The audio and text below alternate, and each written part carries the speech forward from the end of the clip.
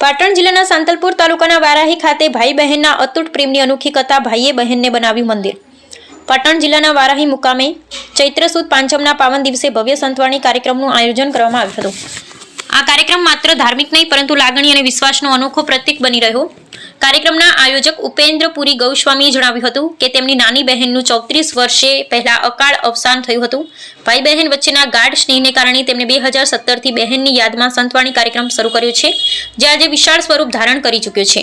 ઉપેન્દ્રભાઈના જણાવ્યા મુજબ એક બિલાડીના સ્વરૂપે તેમની બહેન આજે પણ તેમના પરિવાર સાથે હોવાનો વિશ્વાસ છે। આ લાગણી અને શ્રદ્ધાથી પ્રેરાઈ તેમણે પોતાના ઘરે કેટ ગાર્ડન બનાવી 100થી વધુ બિલાડીઓનું સંવર્ધન કર્યું છે। આ સાથે જ બહેનને સમાધિ અપાયેલ સ્થળે ભવ્ય મંદિરનું નિર્માણ કરવામાં આવેલું છે, જેને બેન શ્રી મીનાક્ષી દેવીનું સાનિધ્ય નામ આપવામાં આવ્યું છે। આજુબાજુના અનેક ગામોમાં આ સ્થળ શ્રદ્ધાનું કેન્દ્ર બની ગયું છે।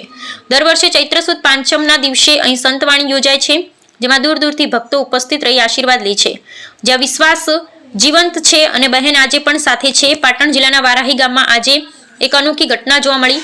ભવ્ય સંતવાણી કાર્યક્રમ, પરંતુ તેની પાછળની કહાની સાંભળતા કોઈ પણ ભાવ વિભોર થઈ ગયા। ઉપેન્દ્ર પુરી ગૌસ્વામી એક ભાઈ જેમણે પોતાની બહેનને માત્ર યાદોમાં નહીં પરંતુ વિશ્વાસમાં જીવંત રાખી છે। 34 વર્ષ પહેલા થયેલા બહેનના અવસાન પછી પણ ભાઈએ ક્યારેય તેને ગુમાવી નથી। 2011માં એક અચાનક બનેલી ઘટના ઘરમાં આવેલી બિલાડી એક ભાઈના દિલમાં એક નવી લાગણી જન્માવી।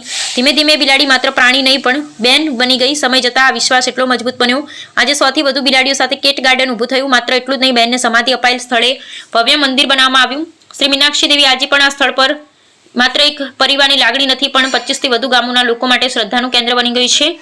લોકો અહીં આવી માથું નમાવે અને પોતાની ઈચ્છાઓ વ્યક્ત કરે, જેના સ્મરણથી માત્ર મનને શાંતિ મળે તો દર્શનનો મહિમા કેટલો હશે। જય મીનાબેન। સંતવાણી દરમિયાન ઉપેન્દ્રભાઈની આંખોમાં આંસુ જોવા મળ્યા। દુઃખના નહીં પરંતુ પ્રેમ અને યાદોના। એમના શબ્દોમાં વિજ્ઞાન જ્યાં પૂરું થાય છે ત્યાં વિશ્વાસની શરૂઆત થાય છે। આ કહાની માત્ર અંધશ્રદ્ધા કે વિશ્વાસની નથી, આ કહાની છે ભાઈ અને બહેનના અતૂટ પ્રેમની છે। રામજીભાઈ રાયગુર, બનાસકાંઠા।